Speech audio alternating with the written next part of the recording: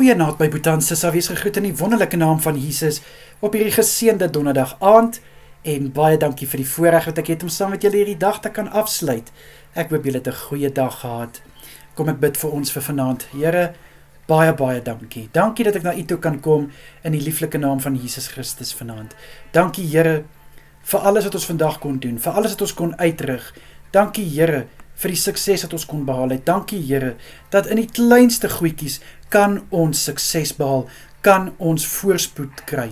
En ek sê vir U dankie daarvoor. Dankie vir al die seëninge en vir al die voorsiening uit die hand, Here. Baie dankie. Vader, ek bid vir my Boetie en Sissa wat bevoorreg is om vanaand te kan gaan slaap. Ek bid dat U asseblief vir elkeen van hulle met 'n soete nagrus sal skenk. Ek bid, liewe Here, dat elkeen goeie rus sal ontvang. Ek bid dat elkeen môre uitgerus sal opstaan, verfris en versterk vir die nuwe dag. Here, my gebed is vir kalmte en rustigheid oor elke Boetie en Sissa vanaand. Ek bid in Jesus Christus naam dat hulle drome sal hê van blydskap en nie drome wat net ontsteltenis en 'n naar smaak sal laat nie. Asseblief, liewe Here. Vader, my gebed is vir die wat sukkel om te slaap, Here, bid ek dat daar 'n sagtheid oor hulle sal heers. Vir hulle wat angstig is, bid ek, Here, dat hierdie angstigheid sal verdwyn in die naam van Jesus.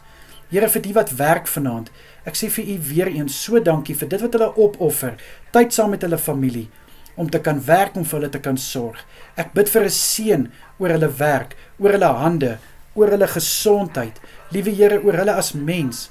Ek bid om hulle te versterk, Here, en hulle te vul met krag, om hulle werk tot die beste van hulle vermoë te kan doen deur hierdie onbekende nag. In Jesus naam. Vader, sal U asseblief elke Boetie en Sissa beskerm deur hierdie nag, en vir elkeen veilig hou, waar hulle ook al werk, en waar hulle self mag bevind. In die wonderlike naam van Jesus, is dit my gebed. Aan U alle lof, alle heerlikheid, in Jesus naam. Amen en amen. My Boetie en Sissa, julle moet 'n wonderlike aand verder hê. Kyk mooi na julle self, wees geseënd, tot môre toe. Totsiens julle.